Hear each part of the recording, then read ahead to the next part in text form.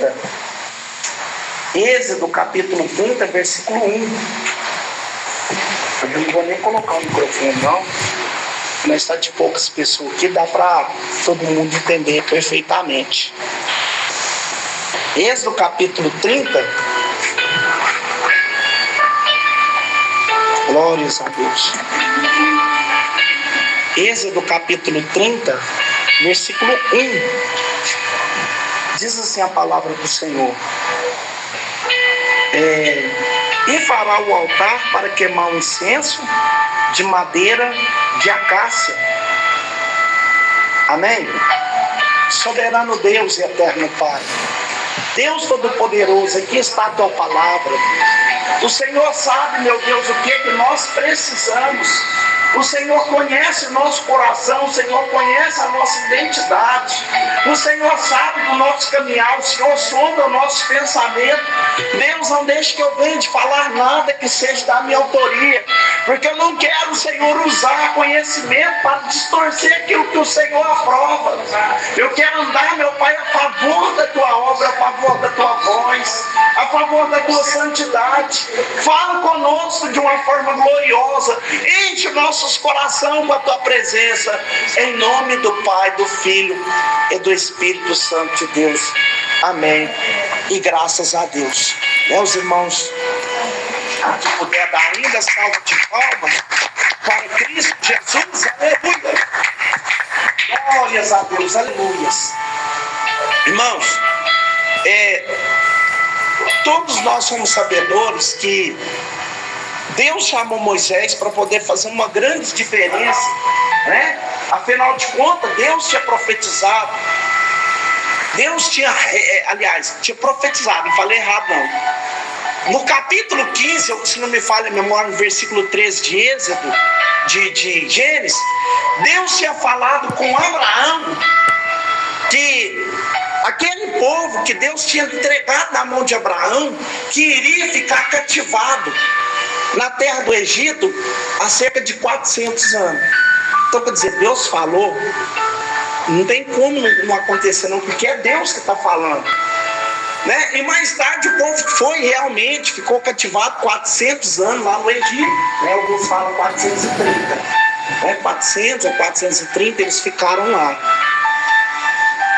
E Moisés, ele foi utilizado para poder tirar esse povo de lá, isso todo mundo sabe, né? E Deus, então, agora, ele precisava elaborar o plano de fazer com que o céu se conectasse com a terra, com o povo de Deus. Então, os céus desceu para a terra, né? A Bíblia diz que Moisés subiu para o Monte Santo, né? O Monte Horebe, ou o Monte Sinai, é o mesmo.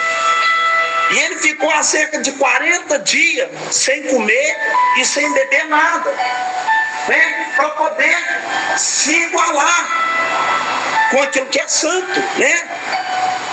E ele se santificou e de repente, meus irmãos, Deus desceu. E quando Deus desceu numa voz e falou com Moisés: Moisés, avisa o meu povo para que ele santifique. 3 dias de santificação, fala para ele se santificar, porque eu vou descer e eu vou vir no meio de vocês. E Deus então avisou o povo para eles se santificar, para eles se desapegar de alguma impureza, para eles terem uma vida de pureza, para que Deus se conectasse com a terra. E o povo então, ele se santificou. E agora, depois dos 3 dias de ter santificado, o povo ficava assim, pasmático, esperando para ver o que Deus ia fazer.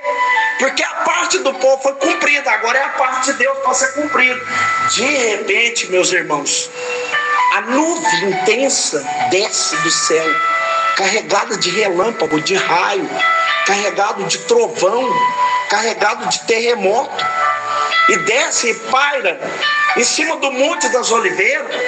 E a voz vira para Moisés e fala assim: Moisés, sobe aqui, porque eu preciso de um particular contigo. E Moisés sobe. E na hora que Moisés sobe para o monte, meus irmãos, aí o que balançou o monte não foi a nuvem, não foi o trovejão, não foi o raio, foi o tabernáculo de Deus desceu para a terra.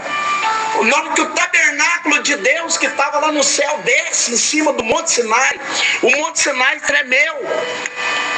E Moisés então ele vai sumindo, ele entra dentro da nuvem da glória de Deus. E Deus olha para ele e fala assim: Moisés, sabe tudo isso que você está vendo? Moisés entrou dentro do tabernáculo de Deus na terra. Deus trouxe o tabernáculo dentro para a terra, em cima do Monte Sinai.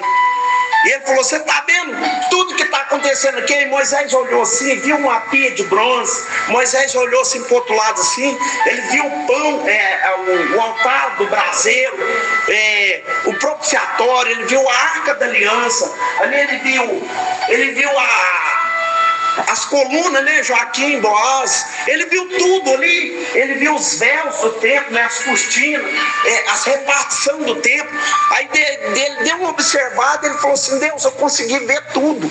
Aí ele falou assim: eu quero que você executa para mim essa obra na terra. Você acha? Ele: Deus, mas como que eu vou fazer isso? Eu não tenho capacidade de fazer isso. Ele falou: fica tranquilo, porque eu já preparei Bezalel e Aholiabe e Bezalel. Eles estão cheios do Espírito, né? No capítulo 31 aqui vai falar que eles foram então cheios do Espírito de Deus para a execução daqueles projetos. E eles ficaram cheios. O que me impactou nessa mensagem aqui, quando eu estava lendo, é que eles, sendo cheios do Espírito de Deus, eles não saíram tocando trombeta dentro do arraial, falando: eu estou cheio de Deus, eu estou preparado, eu vou fazer uma obra porque Deus me enviou, porque Deus está sobre mim. Não. Eles ficaram esperando a ordem de Moisés, porque eles tinham o Espírito de Deus, mas Moisés tinha a orientação. Eles tinham o poder de executar, mas Moisés tinha o poder de visibilizar e indicar. Todo homem e mulher de Deus que é cheio do Espírito Santo de Deus tem que ser compatível com a voz do seu líder. Não só aqui na igreja, no seu trabalho também, na sua escola também. Você que é esposa do seu marido, você que é filha da sua mãe, do seu pai, aquele que viola a voz do seu líder, ele não tem condição para ser cheio do Espírito Santo de Deus. Eu não sei se os irmãos lembram que quando Samuel ouviu a voz de Deus chamando ele, a voz de Deus tinha a voz do líder dele. Tanto é que ele confundiu, que ele falou assim: Eli, foi o senhor que me chamou? Ele falou assim: não, eu não te chamei. Porque a voz de Deus vai soar no seu ouvido sempre, a voz do seu líder. Toda vez que Deus vai falar contigo, Deus vai usar o seu líder. Quando Deus ia falar comigo, ele usava o pastor Nicodemos, né? Aí eu estava lá assim na minha visão, o pastor Nicodemos, ele chegava ou me aprovando, né? Ou enraivecido comigo, me reprovando. Na minha visão, eu falava assim. Quando ele me reprovava, eu falava assim: ixi, eu tenho que me melhorar. Quando ele me aprovava, eu falava assim: glória a Deus, Deus respondeu minha campanha. Então, sempre Deus vai usar o seu líder. Deus vai te encher de poder, mas você não vai poder sair distribuindo poder sem indicação da liderança. Né? Porque o nosso Deus não é um Deus de confusão. O nosso Deus não é um Deus que quebra a hierarquia. O nosso Deus não é um Deus que atropela usos e também os costumes. Sempre temos que andar compatível aquilo que Deus põe para nós.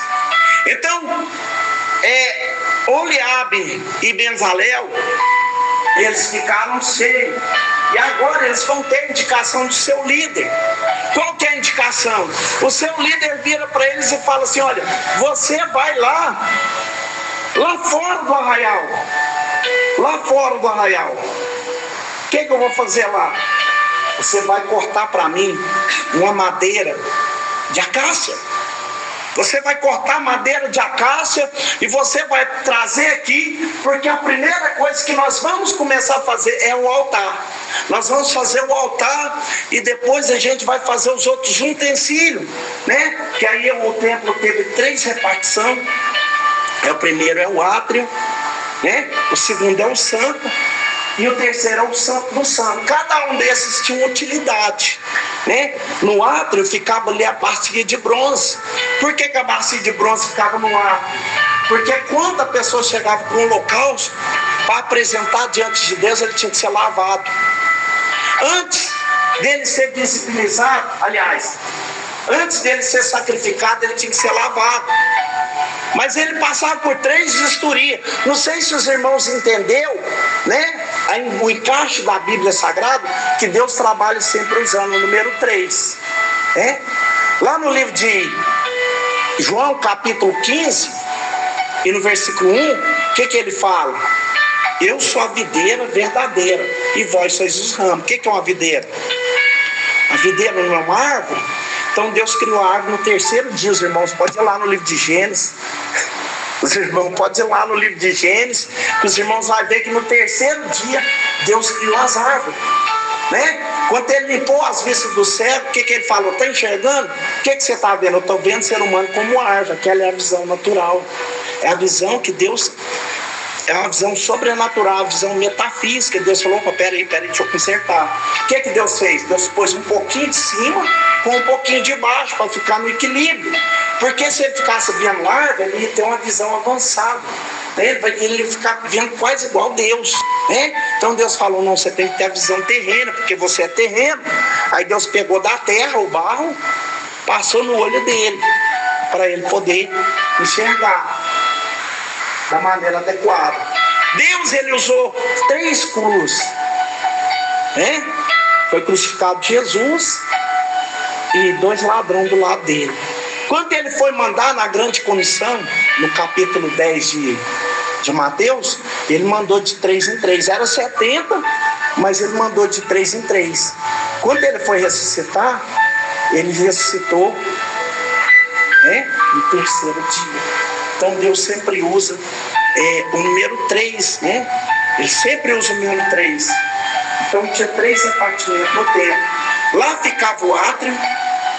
No átrio a pessoa trazia, o sacrifício passava por 3 visualizações, porque primeiro o sacrifício era visualizado se tinha algum bicho, se tinha anemia, se tinha defeito no pelo, se tinha defeito na pata. O cordeiro tinha sido perfeito. A segunda, o cordeiro era lavado. A terceira, o pecador colocava a mão na cabeça do animal. Aí o pecador passava todos os seus pecados para o animal, né? Que era chamado o bode emissário, o Eliel, o Benzalel, Eliel, tinha um nome. E esse animal era sacrificado lá fora, né? Que ia demonstrar o sacrifício de Jesus fora de Jerusalém. Porque o monte onde Jesus foi crucificado, lá no Calvário, estava fora de Jerusalém. Então tudo estava tipificando a vinda de Cristo, a manifestação de Cristo, a purificação de Cristo, a morte de Cristo, a redenção de Cristo, a limpeza geral de Cristo. Só que o cordeiro, ele só cobria, Jesus veio para tirar. João capítulo 1, versículo 29. Eis o cordeiro de Deus que tira o pecado do mundo. Jesus tirou o pecado da humanidade, de quem quer e de quem crê. Então ele foi lá e pegou a madeira de acácia. Mas a madeira de acácia era muito difícil de ser encontrada. Por quê? Porque a madeira de acácia, ela não nasce para cima. Ela nasce para baixo, Neidila. Ela nasce para baixo. A madeira de acácia, ela nasce para baixo. Às vezes a madeira está ali, mas ela não despontou para cima ainda, porque ela está ganhando raízes para baixo. Quando você vê a madeira de acácia, você tem a certeza que você não vai tirar ela de lá fácil. Não vai tirar fácil. Ela era uma madeira de difícil acesso. Além dela demorar a nascer, ela era de difícil acesso. Não achava ela em lugar nenhum, era difícil. Ela demora no mínimo 7 anos para ela nascer. Eu posso acreditar que isso tem a ver também com a Bíblia, né? Questão da grande tribulação, questão das 70 semanas, né? Porque tudo na Bíblia tem um sentido. Porque Deus, no meio de tantas madeiras, por que Ele manda escolher lorga de acácia, que demora 7 anos para nascer? Então, ela demora 7 anos para nascer. Então, aí está a dificuldade. Às vezes tem dificuldade para achar. As coisas de Deus não é fácil. Servir a Deus não é fácil. Você não vai achar Deus em qualquer lugar. Todo lugar você vê falar o nome de Deus, mas Deus sonda o nosso coração. A Bíblia diz: se tem de guardar alguma coisa, guarda o coração, porque dele procede a saída da vida. Deus sonda o coração. Aonde estiver o seu coração, aí estará o seu tesouro. E Deus então manda Bezalel, Aoliel, e caçar madeira de acácia. A primeira dificuldade é de achar. A segunda era de acessar, porque ela sempre nasce no meio dos espinheiros. Ela nasce no meio dos espinheiros, ela nasce num lugar mais difícil de acesso. Segundo lugar, era difícil de acessar. Terceiro lugar, difícil de cortar ou arrancar, porque a raiz é maior. Às vezes a árvore está dando 2 metros para baixo, está dando 5 de raiz. E a raiz dela não fica parada, ela vai e entrelaça nas pedras. Ela enrola nas pedras. E fica mais difícil ainda de extrair, né? Então, terceiro lugar, ela era difícil de ser cortada. Quarto lugar, ela era difícil de ser removida, porque pensa no trem pesado, né? Além dela ser difícil de cortar, além dela ser difícil de acessar, ela era difícil de remover, porque ela era pesada. Aí eu fico pensando, por que no meio de tanta madeira fácil, né? Poderia achar madeira de cetim, madeira de cedro é mais fácil de encontrar. Ele tinha que procurar logo a de acácia, né? Tinha muitas madeiras para ele usar, tinha muitas pessoas para ele usar. Tinha muitas pessoas que ele poderia colocar aqui no meu lugar, que ia falar bem melhor do que eu, que ia explanar esse sermão com muito mais a profundidade do que eu, que ia usar, né, que ia pegar, que ia abrir o culto, que ia ser participante, né, que ia ter acesso nas coisas de Deus, que ia ensinar com excelência, que ia fazer melhor. Mas Deus escolheu eu, que não valia nada. Deus escolheu você, irmão Janaína, presbítero, José Carlos, nossa irmã Neidla, nossa irmã Karina, nosso irmão lá atrás. Deus nos escolheu. Você acha que se fosse por conta própria, nós entraríamos na igreja e ficava aqui ouvindo um homem comedor de feijão expor sermões? Né? O que te faz você acreditar nisso que eu estou falando?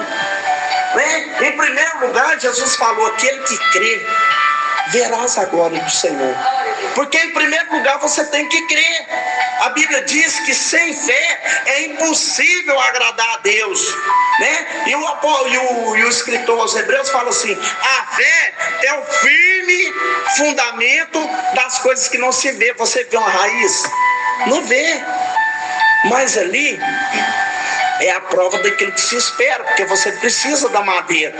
Então, quer dizer, você espera por quê? Porque Deus falou que vai ter, e se Deus mandar, você pode ir, porque de mão vazia você não volta. Aí ele tirava aquela madeira, a madeira vinha pesada, aí eles trabalharam na madeira, cortaram ela na medida certa. Difícil de cortar, difícil de acessar, difícil de conduzir, mas é difícil, irmãos, até hoje. Mesmo com o Espírito de Deus na nossa vida, nós é um pouco difícil de se lidar. Nem todo mundo tem a mesma compatibilidade um do que o outro. Tem pessoas que são de Deus, mas têm as dificuldades de ser conectada com elas. Então, essa era a teoria da madeira de acácia. Difícil de cortar, difícil de conduzir. Aí ele fez a primeira utensílio, que era a Arca da Aliança, que era um objeto de 70 centímetros. E aí ele fez o altar, que foi o primeiro, e a segunda foi a Arca da Aliança. Porque Deus falou que ele ia vir morar dentro da Arca da Aliança. Ele falou: vou vir, vou morar, vou tabernacular nesse utensílio. O altar era o altar do braseiro, porque o altar do sacrifício ficava lá fora no átrio. Lá fora no átrio que se morria, porque é lá fora que nós temos que morrer. Aqui dentro é fácil, né?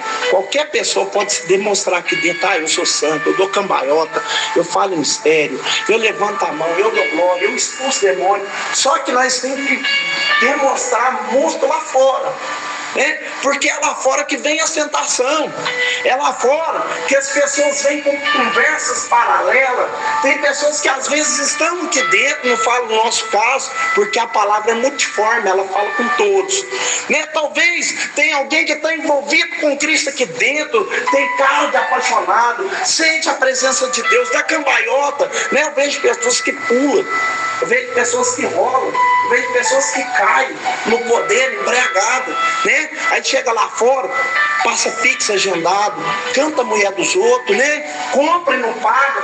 Os irmãozinhos estão ali vendendo a Natura, o Avon, para ganhar o dinheirinho. Vai lá, compra o perfume, não paga. Vai lá na mercearia, dá um cano na mercearia, fala que comprou 3 estragados para não pagar. E quando é de noite está lá dando glória, está rodando, está pulando o poder.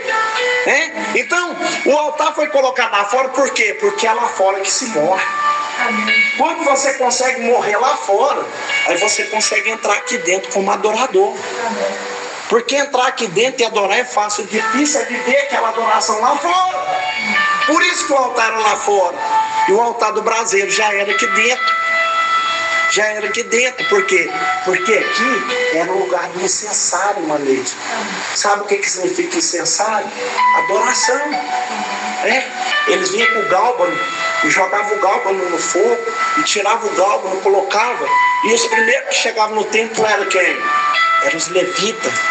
Os levitas chegavam primeiro por quê? Porque eles tinham que faxinar o lugar. Eles tinham que chegar, limpar o ambiente, eles tinham que deixar a pia limpa para colocar água, né, que era removida do tanque de Siloé. Eles tinham que tirar as impurezas que estavam dentro, tinham que limpar os altares, tinham que passar o pano nos incensários, eles tinham que deixar tudo limpo, né, porque os levitas podiam tocar na arca. Eles podiam tocar na arca, mas assim, de uma maneira que não fosse abusiva. Para conduzir a arca, eles precisavam da vara, né? Eles precisavam da vara, que também era de acácia banhada de ouro, que socava nas argolas da arca, de lá e de cá.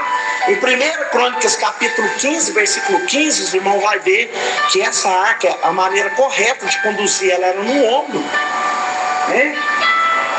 Então eles conduziam ela no ombro, eles podiam tocar na arca. Eles tinham a exclusividade para tocar na arca, para limpar, para preparar o caminho para o cordeiro, né? Eles chegavam e preparavam o caminho para o cordeiro. Logo na sequência, quando o cordeiro já tinha morrido lá fora, aí eles vinham para o altar do braseiro. Mas não vinha o cordeiro tudo, vinha só a gordura do cordeiro. Porque o cordeiro era dividido lá fora. Os forasteiros, né, que eram os estrangeiros, as viúvas, os órfãos, os sacerdotes, eles comiam as carnes para comer lá fora. Aqui dentro vinha só a gordura. O que ele fazia com a gordura? Ele colocava a gordura no braseiro, que se o pecador tivesse sido aprovado por Deus, a fumaça subia, vertical. Caso o pecador não tivesse sido aprovado, a fumaça espalhava no horizontal, né? E ali era comprovado se ele tinha sido aceito ou se ele tinha sido rejeitado. Mas aqui só vinha gordura, porque aqui era o lugar de prestar adoração, né? Lugar de queimar carne era lá fora. Lá fora que tinha que queimar carne de cordeiro, né? Lá fora que a carne tinha que ser queimada. Porque se quiser prestar adoração aqui dentro, tem que morrer lá fora. Quem você tem sido lá fora? A sua carne está morta lá fora. Você tem reagido de uma forma que Deus olha para você e fala que Ele é o mesmo adorador, né? Porque está escrito que Deus está procurando. Os olhos de Deus estão procurando. Lá no livro de João, capítulo 4, no versículo 22, fala que Deus procura quem adora em espírito e em verdade. O que é em espírito? Você adora por dentro, você não adora para as pessoas verem que você é adorador. E o que é em verdade? Qualquer lugar que eles estiverem, eles vão ver você adorando. Porque você não adora para fazer bonito, você adora porque você é grato pela salvação que você recebeu. Aleluia! Oh, aleluia, Jesus! Maravilhas! Então, meus irmãos, essa madeira, ela era toda cheia de nó. Aí quando você olhava para o nó assim, você via a cicatriz. Que cicatriz era essa? Era onde foi cortado o galho. E que corte de galho foi esse? As neutralizias. Ali ia nascer um galho, o galho tinha sido cortado. Por que ele foi cortado? Porque alguém cortou ele. Muitas das vezes Deus desce no culto, Ele olha para você todo cheio de nó.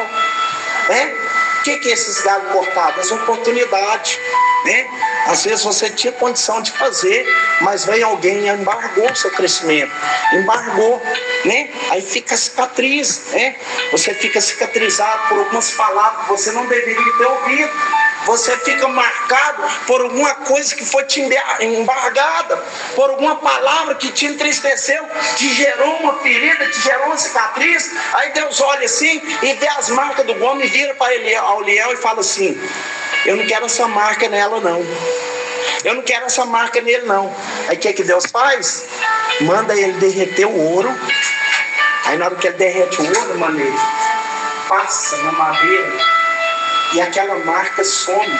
Quem olha procurando marca não vai encontrar, vai ver o ouro. Sabe por quê? Porque aí vem a presença de Deus. Vem a presença de Deus apagando aquilo que te entristeceu. A presença de Deus vem escondendo aquelas defeituosidades. Quem olha para você não vai ver as marcas, mas vai ver a presença daquele que te promoveu, daquele que te chamou, daquele que te escolheu. Amém, Jesus. Agora ele conhece as marcas. Porque quem olha para um utensílio vai ver de fora para dentro. Só que ele vê de dentro para fora. Ele nos conhece de dentro para fora. Então muitas das vezes, meus irmãos, Deus ele precisa de nós, mas nós temos que ser trabalhados primeiro. Nós temos que ser encontrados primeiro. E é difícil. Por quê? Porque muitas das vezes a raiz não vai para frente. Tem algum verme, algum inseto na terra que vai comer o brotinho da raiz. Mas se Deus aprovar, a raiz vai nascer. E quem tem raiz, meus irmãos, não é removido por vento de qualquer doutrina. Quem tem raiz vai longe. Quem tem raiz tem firmeza, tem fixação. Então, essa palavra que eu estou falando aqui não é uma palavra de correção, mas é uma palavra de despertamento. Deus nos escolheu na onde ninguém não nos escolheria, E muitas das vezes alguém vai querer ver as marcas que nós temos, Porque o ministério não é fácil. Os irmãos sabem que a gente leva muito não, que a gente às vezes somos humilhados, Eu muitas das vezes eu já fui humilhado e tive que baixar a cabeça, eu tive que calar a boca. Eu no meu direito tive que calar a boca. Por quê? Porque não é nós que decide, quem decide é Deus. É Deus que decide. Se Deus decidiu para nós aplicar aquilo que Ele quer que nós apliquemos, alguém não vai aceitar. Só que nós não podemos ceder com esse alguém, nós temos que permanecer fazendo. Porque quem nos chamou, Ele nos chamou para produzir. Nós temos que produzir, nós temos que fazer, porque foi Ele que nos mandou, aleluia. Então, a glória de Deus, ela vem para poder nos ajudar, para poder nos fortalecer, para poder nos colocar em andamento. Só que nós não podemos, meus irmãos, de jeito algum, ficar alimentando as nossas feridas. Nós não podemos ficar alimentando as nossas feridas. Ai, fui injustiçado, 1900 lá vai cachorro, fulano fez isso comigo, 1900 lá vai fumaça, o outro fulano também fez.